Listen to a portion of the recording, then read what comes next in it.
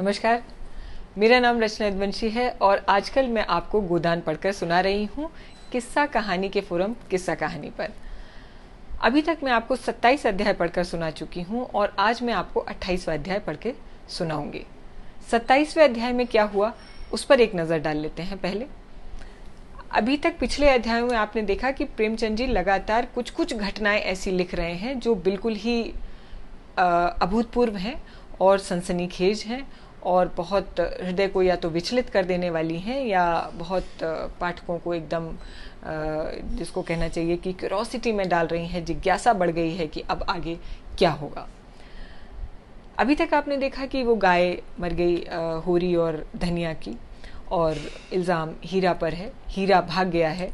हीरा की पत्नी पुनिया के घर की सारी जिम्मेदारियां होरी ने ले ली हैं और इस वजह से उनके यहाँ पैदावार कम हुई है और पुनिया के यहाँ बहुत ज़्यादा अन्न हो गया है। ये सब चीज़ें पिछले अध्याय में हमने सुनी। अच्छा, इसमें जो है आगे बढ़ने से पहले एक पीछे का बिंदु बताना बहुत ज़रूरी है कि सार्वजनिक रूप से आपस में जो कहा सुनी हुई थी और लानत मलानत हुई थी पति पत्नी यानी होरी और धनिया के बीच दरोगा जी के आने के बाद, उसके बाद पति पत्नी के रिश्ते बहुत तल्ख और जम से गए थे और तनाव था दोनों के रिश्तों में। दोनों आपस में बात नहीं कर रहे थे। लेकिन फिर प्रेमचंद जी ने दिखाया कि एक बीमारी गांव में आई, टाइफाइड या हैजा जैसी कोई बीमारी फैली जिसने होरी को चपेट में लिया और धनिया ने उसकी सेवा करने का बीड़ा उठाया पत्नी होने के नाते, धर्मनिष्ठ पत्नी होने के नाते। और इस क्रम में दोनों की बातचीत शुरू हो गई है।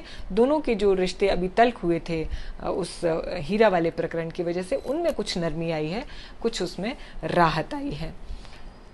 27वें अध्याय का जो मुख्य वाकया था वो ये था कि होरी लेटा हुआ है अपने खेत पर सर्दियों की भीषण रात में।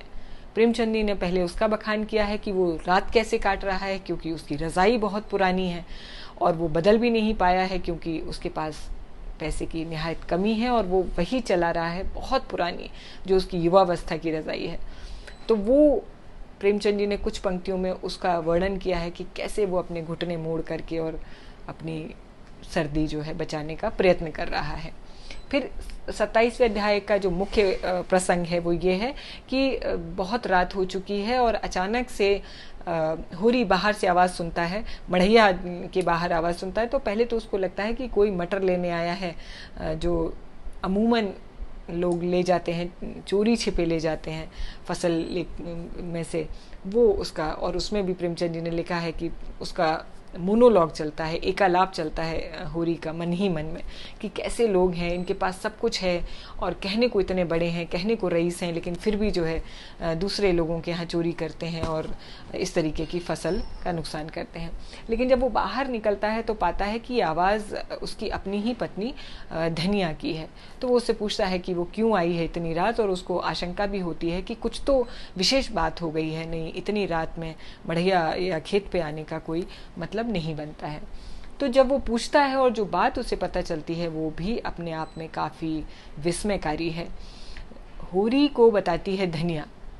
आपको याद होगा कि जब गाय और गाय के लाने का जो घटनाक्रम दिखाया था प्रेमचंद जी ने, जब होरी गाय लेकर के आया था तो जिस व्यक्ति से लेके आया था वो भोला है, जो गायों का ही व्यापारी है, पशु व्यापारी है मुख्यतः। उसकी बेटी है झुनिया जो कि तलाकशुदा है। तलाकशुदा तो नहीं, मतलब उसका पति, हाँ विधवा है वो, मैं गलती कर रही हूँ, तलाकशुदा नहीं विधवा है। उसको याद होगा आपको कि प्रेमचंद जी ने बताया था एक अध्याय में कि उसके पति की हत्या हो गई थी ऐसे। तो वो विधवा है लेकिन बहुत अभी कम उम्र है, यौवना है बिल्कुल, और गोबर जाता है गाय को लाने ले जाने में और उसका सौदा करने में। तो कई बार मुलाकातें होती हैं झुनिया से और वहाँ पर प्रेम प्रसंग शुरू हो जाता है गोबर का और झुनिया का। ये सब चला था।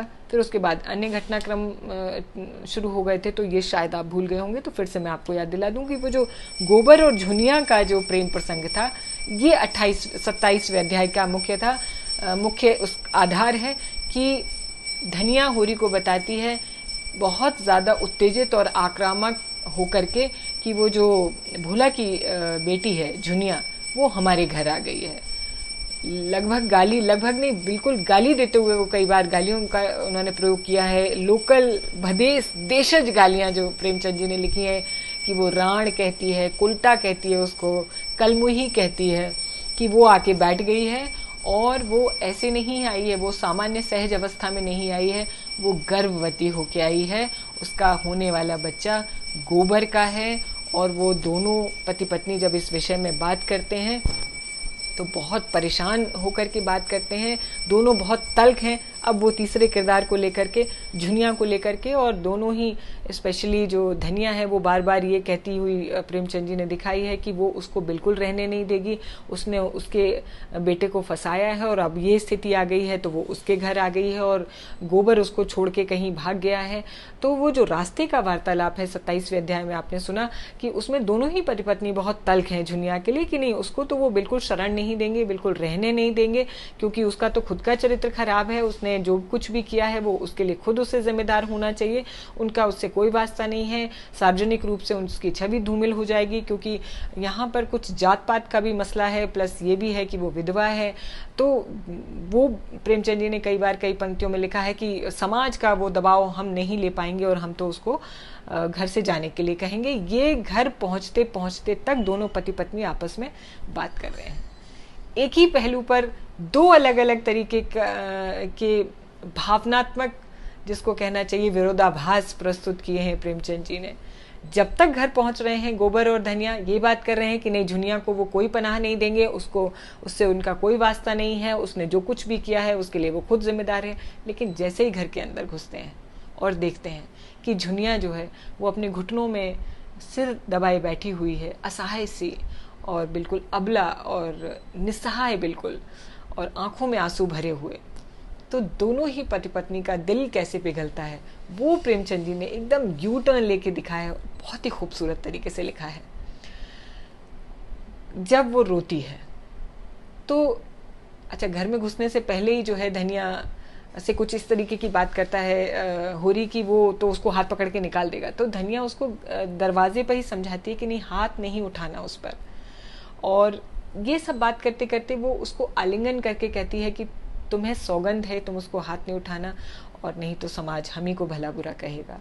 और वो जो उसका आलिंगन है उसमें प्रेमचंद जी ने लिख दिया है कि वो इतना ताज़ा और इतना फ्रेश कर गया होरी को, और 25 साल पुरानी उसको होरी को धनिया याद आ गई जब वो उसने उसके होरी के जीवन में प्रवेश किया था। और वहीं से हृदय जो है वो बिल्कुल द्रवित हो जाता है होरी का, और वो दोनों अंदर घुसते हैं और देखते हैं कि वो बहुत परेशान है, बेचैन है, और अपने भविष्य के प्रति आशंकित एक लड़की बैठी हुई है जो कि उनके बेटे से जिसके रिश्ते बन गए और वो गर्भवती हो गई। जब उसकी ये स्थिति देखते हैं तो होरी एकदम से कहता है कि तुझको परेशान होने की ज़रूरत नहीं है। और जब वो ये देखती है झुनिया कि होरी जो है वो बहुत नर्म शब्दों में उससे बात कर रहा है, तो वो एकदम उसके पैरों में लिपट जाती है और उससे कहती है कि दादा, अब तुम्हारे अलावा मेरा कोई सहारा नहीं है और मुझे शरण दे दो, और मेरा कोई नहीं है अब तुम्हारे अलावा, मैं कहाँ जाऊँगी, ऐसी विपत्ति में मेरा साथ दो। और मेरे माँ, वो कहती है कि माँ तो उसके है नहीं, भाई और पिता जो है उसको बहुत प्रताड़ित करेंगे, वो उसे पनाह नहीं देंगे, यानी उसको अपने ही मायके में पनाह नहीं मिलेगी। इस बात से वो बहुत परेशान होकर रो करके होरी के पैरों में अपना सिर रख देती हैं। झुनिया जब ये देखती है, जो कि सबसे ज़्यादा उत्तेजित थी इस पूरे वाक़ये से, और वो गोबर को भी लताड़ रही थी रास्ते में अपने शब्दों से, और झुनिया को बिल्कुल ऐसे लग रहा था कि वो निकाल देगी और उसको रखेगी नहीं अपने, वो उसको एकदम से वो नया रूप लेती है। उसका जो वात्सल्य मई अवतार जो प्रेमचंद जी ने दिखाया है कि वो कहती है कि भैया और पिता ही सब कुछ नहीं है, उन्होंने ब्रह्मांड नहीं खरीद लिया है, और फेंक देना उनके दिए हुए गहने, ज़्यादा से ज़्यादा गहने ही तो मांगेंगे।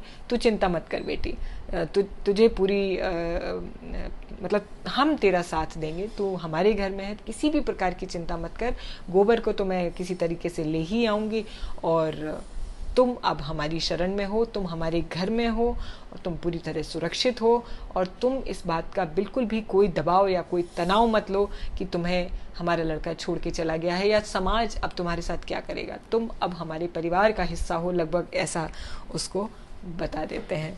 इसी बीच में हूरी इसलिए परेशान है कि गोबर क्यों नहीं आया साथ में। और हाँ, ये मुझे बहुत दिल को छूने वाला लगा कि ये प्रेमचंद जी ने लिखा है कि धनिया कह रही है कि ये कोई बात हुई, कितना कायर निकला वो, जिसका हाथ पकड़ा था उसको निभाने की उसमें सामर्थ्य नहीं है, जो बीच रास्ते में छोड़ के चला गया। मतलब वो अपने ही बेटे की भर्त्सना कर रही है उस लड़की के लिए जिसको वो छोड़ करके गया। हूरी परेशान है कि बेटा चला गया है, उसको लगता है कि वो कम उम्र है, कहीं ऐसा ना हो कि कुछ और ऐसा वैसा कदम उठा ले वो अपने जीवन के प्रति असुरक्षित हो जाने वाला। तो ये 27वें अध्याय का मुख्य घटनाक्रम था कि झुनिया अब हूरी और धनिया की शरण में है। 28वां अध्याय सुनिए। ऐसे असाधारण कांड पर गांव में जो कुछ हलचल मचनी चाहिए थी वो मची और महीनों तक मचती रही। झुनिया के दोनों भाई लाठी लिए गोबर को खोजते रहे। भोला ने कसम खाई कि अब न झुनिया का मुंह देखेंगे और न इस गांव का। होरी से उन्होंने अपनी सगाई की जो बातचीत की वह टूट गई। अब वे अपनी गाय के दाम लेंगे और नकद, और इसमें विलंब हुआ तो होरी पर दावा कर देंगे कि उसका घर द्वार नीलाम करा देंगे। गांव वालों ने होरी को जाति बाहर कर दिया। कोई उसका हुक्का नहीं पीता था, न कोई उसके घर का पानी पीता था। पानी बंद कर देने की कुछ बातचीत थी, लेकिन धनिया का चंडी रूप सब देख चुके थे, इसलिए किसी को आगे बढ़ने की हिम्मत नहीं हुई। धनिया ने सबको सुना कर एक कर दिया। किसी ने उसे पानी भरने से रोका तो उसका और अपना खून खून कर देगी वो। इस ललकार ने सभी पित्ते पानी कर दिए। सभी दुखी हैं, झुनिया सबसे ज्यादा दुखी है, झुनिया जिसके कारण ये सब उपद्रव हो रहा है। और गोबर की कोई खोज खबर न मिलना इस दुख को और भी दारुण बना रहा है। सारे दिन मुंह छिपाए घर में पड़ी रहती है, बाहर निकले तो चारों ओर से व्यंग बाण की ऐसी वर्षा हो जाती है कि जान बचाना मुश्किल हो जाता है। दिन भर घर के धंधे करती रहती है और जब अवसर पाती है तो रो लेती है। हर दम थर थर कांपती रहती है कि धनिया कुछ कह न बैठे।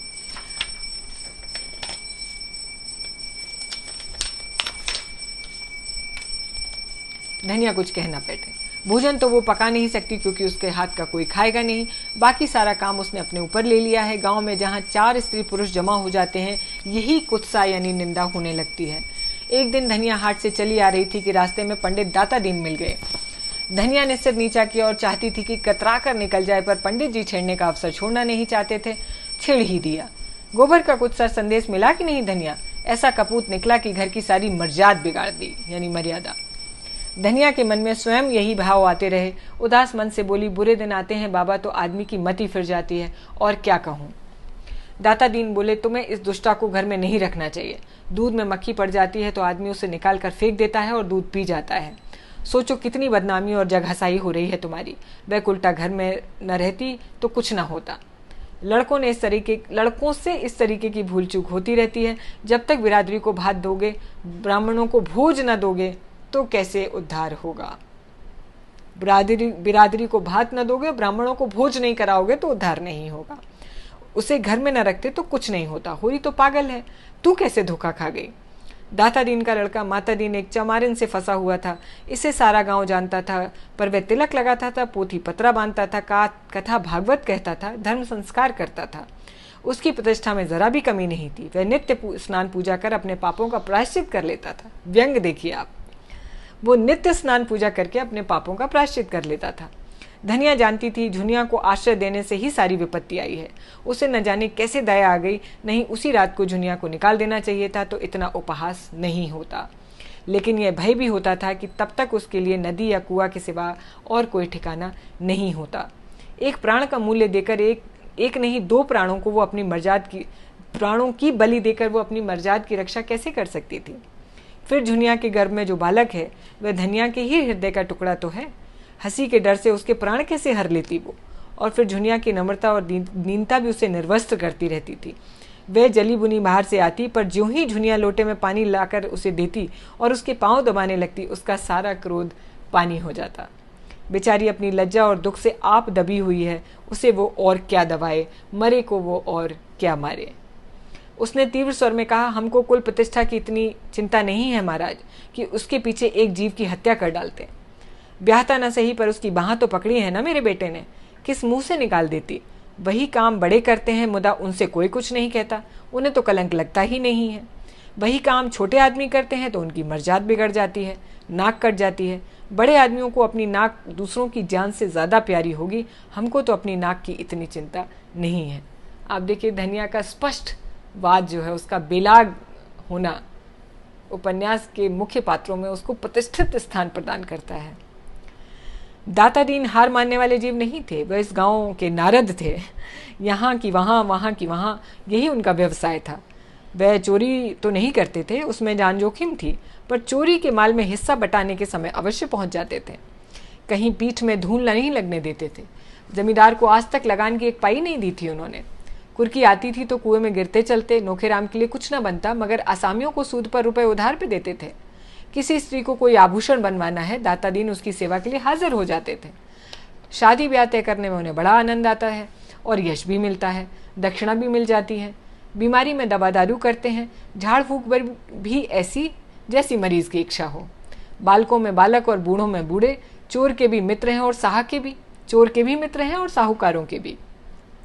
गांव में किसी को उन पर विश्वास नहीं है, पर उनकी वाणी में कुछ ऐसा आकर्षण है कि लोग बार बार धोखा खाकर उन्हीं की शरण में जाते हैं। सिर और दाढ़ी हिलाकर बोले, वो तो तू ठीक कहती है धनिया, धर्मात्मा लोगों का यही धर्म है, लेकिन लोक रीति का निभा तो करना पड़ता है। सिर और हाँ, इसी तरह एक दिन लाला पटेश्वरी ने होरी को छेड़ा। वह गांव में पुण्यात्मा मशहूर थे। पूर्णमासी को नित्य सत्यनारायण की कथा सुनते थे, पर पटवारी होने के नाते खेत बिगाड़ में जुतवाते थे, सिंचाई बिगाड़ में करवाते थे और आसामियों को एक दूसरे से लड़ाकर रकम मारते थे। सारा गांव उनसे कांपता था।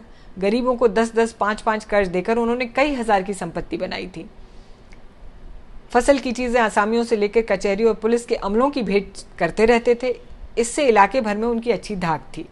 अगर कोई उनके हत्थे नहीं चढ़ा तो वह दरोगा गंडा सिंह थे, जो हाल ही में उनके इलाके में आए थे। परमार्थी भी थे, बुखार के दिनों में सरकारी कुनैन बांटकर यश कमा लेते थे। कोई बीमार हराम हो तो उसकी कुशल पूछने जाते थे। छोटे मोटे झगड़े आपस में तय करा देते थे। शादी ब्याह में अपनी पालकी, कालीन और महफिल के सामान मंगनी में देकर लोगों का उद्धार करते थे। मौका पाकर न चूकते थे, पर जिसका खाते थे उसका काम भी करते थे। बोले, ये तुमने क्या रोक पाल लिया होरी? होरी ने पीछे मुड़कर पूछा, तुमने क्या कहा लाला? मैंने सुना नहीं। पटेश्वरी पीछे से कदम बढ़ाते हुए बराबर आकर बोले, यही कह रहा हूँ कि धनिया के साथ तुम्हारी बुद्धि भी घास चरने चली गई क्या? झुनिया को क्यों नहीं उसके बाप के पास वापस भेज देते? सेत मैत में अपनी हंसी करा रहे हो। न जाने किसका लड़का लेकर आ गई है और तुमने अपने घर में बिठा लिया है। अभी तुम्हारी 2-2 लड़कियां ब्याहने को हैं। सोचो कैसे बेड़ा पार होगा तुम्हारा। होरी इस तरीके की आलोचनाएं और शुभ कामनाएं सुनते सुनते तंग आ गया था। खिन्न होकर बोला, यह सब मैं समझता हूँ लाला, लेकिन तुम ही बताओ मैं क्या कर सकता हूँ। मैं झुनिया को निकाल दूँ तो भोला उसे रख लेंगे। अगर मैं झुनिया को निकाल दूं तो भोला उसे नहीं रखेंगे। अगर वे राजी हों तो मैं आज ही उनके घर पहुंचा दूं। अगर तुम उनको राजी कर दो तो तुम्हारा जन्म भर का एहसान मानूंगा, मगर उनके यहाँ 2 लड़के जो उनके खून पर उतारू हैं, फिर मैं उसे कैसे निकाल दूं? एक तो नालायक आदमी मिला कि उसकी बाह पकड़कर दगा दे गया। मैं भी निकाल दूंगा तो इस दशा में वह कहीं मेहनत मजदूरी भी तो नहीं कर पाएगी। कहीं डूब धांस मरी तो अपराध किसे लगेगा? रहा लड़कियों का ब्याह, सो भगवान मालिक है। जब उनका समय आएगा तो कोई ना कोई रास्ता निकल ही जाएगा। लड़की तो हमारी बिरादरी में आज तक कभी कुंवारी नहीं रही। बिरादरी के डर से हत्यारे का काम नहीं कर सकता मैं। होरी नम्र स्वभाव का आदमी था, सदा सिर झुकाकर चलता था और 4 बातें गम की खा लेता था। हीरा को छोड़कर गांव में उसका अहित नहीं चाहता था, पर समाज इतना बड़ा अनर्थ कैसे सह ले? उसकी मुटमर्दी तो देखो कि समझाने पर भी नहीं समझ रहा है। स्त्री पुरुष दोनों जैसे समाज को चुनौती दे रहे थे और देख रहे थे कि उनका कोई क्या बिगाड़ लेगा। समाज भी दिखा देगा, वो समाज को दिखा देंगे कि उनकी मर्यादा तोड़ने वाले सुख की नींद समाज भी दिखा देगा। ये मैं दोबारा लाइन पढ़ती हूँ कि स्त्री पुरुष यानी पति पत्नी दोनों समाज को चुनौती दे रहे थे कि देखें कोई उनका क्या कर लेगा, और समाज भी दिखाना चाहता था कि उनकी मर्यादा तोड़ने वाले यानी समाज की मर्यादा तोड़ने वाले सुख की नींद नहीं सो सकते। उसी रात को इस समस्या पर विचार करने के लिए गांव के विधाताओं की बैठक हुई। अब इस प्रसंग पर बैठक होगी जो कि मैं अगले अध्याय में आपको सुनाऊंगी। 28वां अध्याय मैंने आपको पढ़ के सुना दिया है। 29वें अध्याय के लिए जल्दी से आपसे मिलती हूँ अगले रविवार। बने रहिए रचना वंशी के साथ, प्रेमचंद जी के साथ और गोदान के साथ। नमस्कार, बहुत शुक्रिया।